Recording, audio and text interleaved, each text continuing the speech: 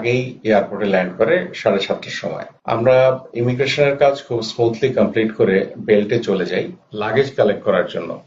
Tiger airlines এর প্যাসেঞ্জারদের জন্য luggage collect করার কথা ছিল বেল্ট 2 নম্বর বেল্ট থেকে। আমরা 2 নম্বর বেল্টে গিয়ে অপেক্ষা করছি অনেকক্ষণ ধরে, কিন্তু লাগেজের কোনো দেখা নেই। সেদিন ওই সময় আমার মনে হয় যে একসাথে 2-3টি প্লেন ল্যান্ড করেছিল, আর ঈদের আগে হওয়ার কারণে আমার মনে হয় প্রতিটা প্লেনেই ফুল যাত্রী ছিল। তো আমরা অনেকেই বেল্টে অপেক্ষা করছি, আসছে না। আমি বাচ্চা নিয়ে ফ্যামিলি নিয়ে ওয়েট করছি, যেহেতু আমার লাগেজ আসছে না। আমি একটু এগিয়ে গেলাম, এই বেল্টটা যেখানে ঘুরতে থাকে ওখানে একটা উইন্ডো আছে, ওই জানালা দিয়ে ভিতরে তাকিয়ে দেখি যে কিছু গ্রাউন্ড কর্মীরা ওখানে দাঁড়িয়ে আছে, বাতাস খাচ্ছে।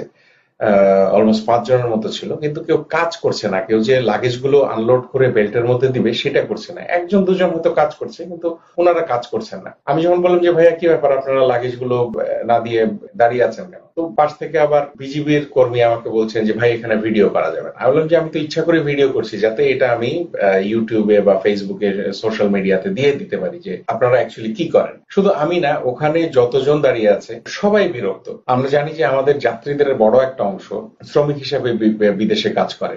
এই যে যারা বিদেশে কাজ করে বহুদিন পরে দেশে আসে, তাদের আত্মীয় স্বজন বাইরে অপেক্ষা করছে বা দেশের বাড়িতে অপেক্ষা করছে, তাদের ধৈর্যের পরিচয় দেয় এখানে অপেক্ষা করে, এটা ওখানে না দাঁড়িয়ে দেখলে বিশ্বাস হবে না। কিন্তু ইনারা করছেন কি, ইনারা এখানে পায়চারি করছেন এবং কাজ করার কোনো মানে এতই টায়ার্ড। আমি জানি না ওনারা কেন কাজ করছেন না। ভিডিওতে আপনারা দেখতে পাচ্ছেন যে ওনারা হাঁটাহাঁটি করছেন, গল্প করছেন, দূরে যাচ্ছেন। ডেফিনেটলি আমি বিশ্বাস করি না যে এই টোটাল এয়ারপোর্টে 5 জনই কর্মচারী আছে যারা গাড়ি থেকে বেল্টের উপরে ব্যাগগুলো তুলে দেয়। কিন্তু ইনাদের অবস্থা দেখে মনে হচ্ছে ইনারা সারাদিন ধরে কাজ করেছে এবং ভীষণ টায়ার্ড এবং আর কাজ করতে চাচ্ছেন না। আমি তখন নিজে আর ধৈর্য কুলাতে না পেরে magistrates all airports of Bangladesh নামে একটা পেজ আছে ফেসবুকে, সেই পেজের ইনফরমেশন থেকে একটা ফোন নাম্বার পেলাম। ওই ফোন নাম্বারে আমি ফোন দিলাম, যার সাথে কথা হলো। সম্ভবত ভদ্রলোকের নাম ছিল ইউসুফ। তো ওনাকে বললাম যে এই সিচুয়েশন এয়ারপোর্টের আপনারা কিভাবে কি করেন, আপনারা ফেসবুকে অনেক বড় বড় লেকচার মারেন, আপনি তো এখানে,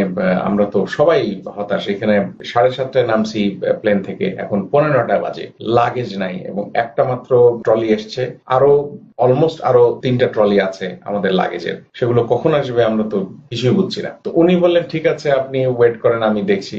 তারপরে দেখলাম যে এক ভদ্র মহিলা আসলেন ওয়াকি টকি হাতে, উনি আবার কি বললেন না বললেন। তারপরে দেখলাম 2-1 জন এসে কাজ শুরু করলো। এখন ভিডিও দেখেন, দেখলে বুঝতে পারছেন যে ওনাদের উপর থেকে যখন প্রেসার আসলো, ওনারা যখন উপর থেকে প্রেসারে কাজ শুরু করলেন, কিভাবে কাজ করছেন, লাথি দিয়ে ব্যাগগুলো ফেলে দিচ্ছেন, এই যে ঢিল দিয়ে ব্যাগগুলো ফেলে দিচ্ছেন। আমি কি বলতে চাচ্ছি আপনারা নিশ্চয়ই বুঝতে পারছেন ভিডিওতে। তো এই হলো আমাদের ইন্টারন্যাশনাল এয়ারপোর্টের অবস্থা, এই হলো আমাদের গ্রাউন্ড কর্মীদের অবস্থা। আমি কখনো ভিডিও করিনি, কখনো বিরক্ত হইনি এত, এবার যে যতটুকু হয়েছি।